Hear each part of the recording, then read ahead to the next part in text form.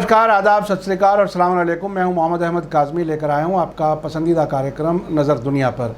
आज ईरान के नए प्रेसिडेंट आयतुल्लाह सैयद इब्राहीम रईसी ने इस्लामी इनकलाब के बाद 8वें प्रेसिडेंट के तौर पर अपने ओहदे और राजदारी का हलफ लिया। उनकी ओथ सेरेमनी मुल्क की मजलिस शूरा यानी पार्लियामेंट में शाम 5 बजे के कुछ देर बाद हुई, जिसमें 73 मुल्कों से 115 गैर मुल्की मेहमानों ने हिस्सा लिया, जिनमें कई मुल्कों के president, prime minister, foreign ministers, senior अफसरान और जाने माने लोग शामिल थे। भारत से इस मौके पर फॉरेन मिनिस्टर एस जयशंकर पहुंचे हैं। वे 2 दिन के लिए तेहरान में हैं, जहां वो नए प्रेसिडेंट इब्राहीम रईसी और कुछ दूसरे अहम लोगों से मुलाकातें करेंगे। तेहरान में इस मौके पर इराक और अफ़गानिस्तान के प्रेसिडेंट, वेनेजुएला के वाइस प्रेसिडेंट, यूरोपियन यूनियन की deputy secretary general external actions Enrique Mora और कई और इंटरनेशनल ऑर्गेनाइजेशंस के नुमाइंदे मौजूद थे। आखिर तक ज़रूर देखें। आगे बढ़ने से पहले आपसे गुजारिश है कि अगर आपने अभी तक media star world YouTube channel subscribe नहीं किया है तो सब्सक्राइब कर लें और घंटी दबाना ना भूलें। और अगर आप हमें फेसबुक पर देख रहे हैं तो हमारे पेज को लाइक करें, ताकि हमारी हर नई वीडियो की खबर आपको सही वक्त पर मिल सके। अगर हमारी खबर सच्ची और अच्छी लगे तो अपने व्हाट्सएप ग्रुप, फेसबुक, इंस्टाग्राम और ट्विटर अकाउंट पर ज़रूर शेयर करें, ताकि मीडिया स्टार वर्ल्ड की खबरें दुनिया भर तक पहुँच सकें। आज की बड़ी खबर है कि ईरान में इस्लामी इनकलाब के बाद 8वें प्रेसिडेंट के तौर पर आयतुल्लाह सैयद इब्राहीम रईसी ने ओहदे और राजदारी का हलफ लिया। ये सेरेमनी ईरान की पार्लियामेंट में हुई है। इस मौके पर पहले पार्लियामेंट के स्पीकर मोहम्मद बाकर कालिबाफ, वहाँ के चीफ जस्टिस गुलाम हुसैन मोहसिनी और दूसरे कुछ अहम लीडर्स ने तकरीरें की।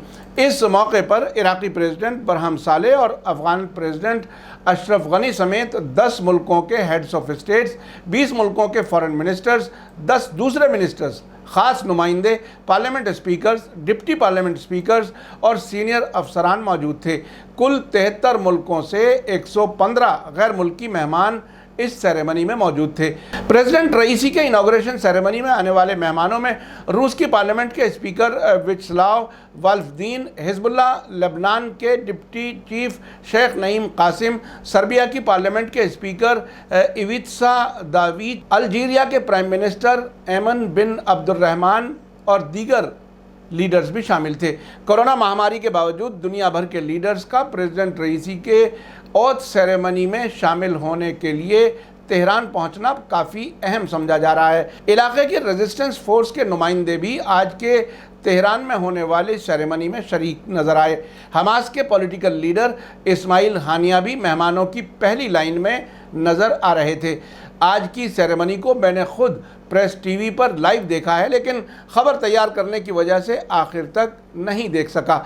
आज की सेरेमनी से पहले कुछ होने वाली मुलाकातों में काफ़ी अहम लीडर्स शामिल थे।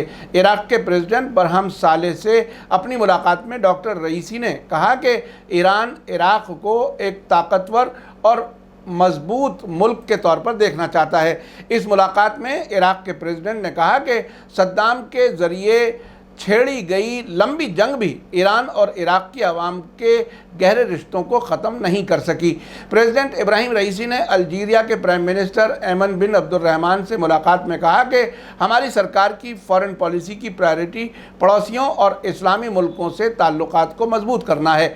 अल्जीरिया के प्राइम मिनिस्टर ने भी कहा कि उनका मुल्क ईरान से ताल्लुकात को बढ़ाने की भरपूर कोशिश करेगा। इब्राहीम रईसी ने आर्मीनिया के प्राइम मिनिस्टर निकोल पाशिनियान से मुलाकात में कहा कि हम इलाके में अमन और स्टेबिलिटी को मजबूत करने के लिए हर मुमकिन कोशिश करेंगे।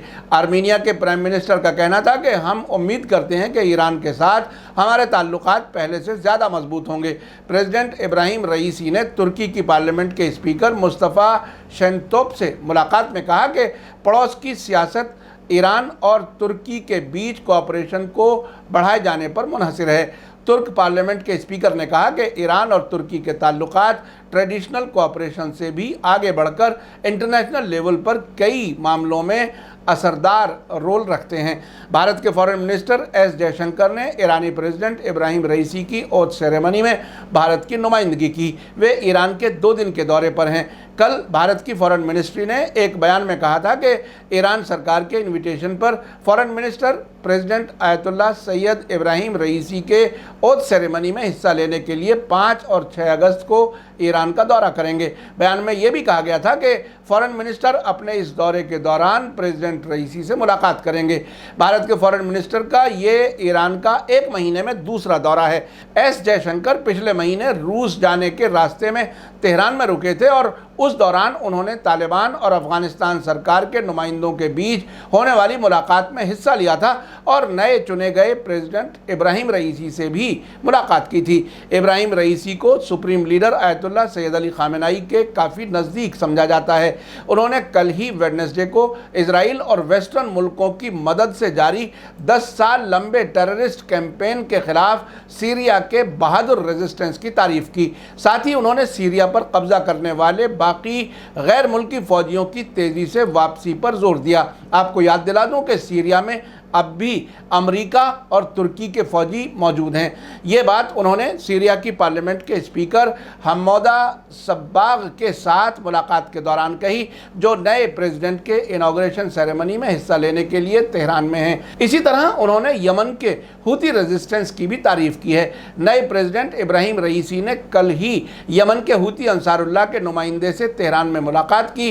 प्रेसिडेंट इब्राहिम रईसी ने यमन की नेशनल साल्वेशन सरकार के खास नुमाइंदे मोहम्मद अब्दुल सलाम से मुलाकात के दौरान जोर देकर कहा कि कोई भी यमन के बारे में फैसला इस मुल्क के बाहर नहीं कर सकता। उन्होंने कहा कि आज पूरी दुनिया और यहाँ तक कि खुद हमलावरों के लिए भी ये बात साफ हो गई है कि यमन जंग का असली जीतने वाला कौन है।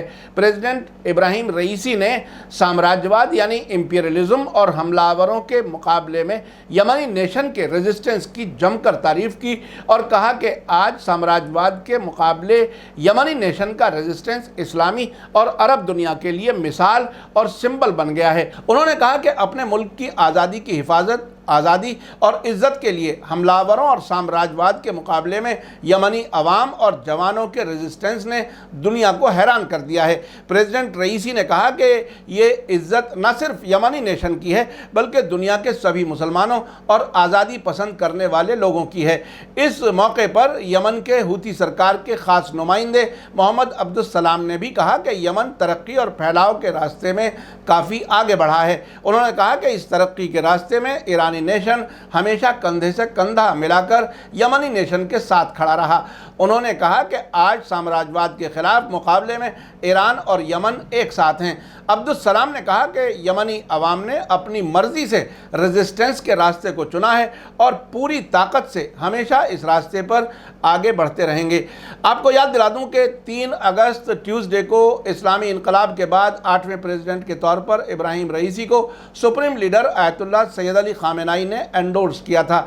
उस मौके पर सुप्रीम लीडर ने इब्राहिम रईसी के चुने जाने के बारे में कहा था कि एक पॉपुलर और शानदार मैनेजमेंट के तजुर्बेकार इंसान का चुना जाना इस्लामिक रेवोल्यूशन के इंसाफ के रास्ते पर चलने के लिए मुल्क के पुख्ता इरादे का इशारा है। आयतुल्लाह खामेनेई ने नई सरकार के लिए मुल्क में प्रोडक्शन के रास्ते में मौजूद रुकावटों को दूर करना, नेशनल करेंसी को मजबूत करना और समाज में दरमियाना और निचले तबके को मजबूत करने पर जोर दिया।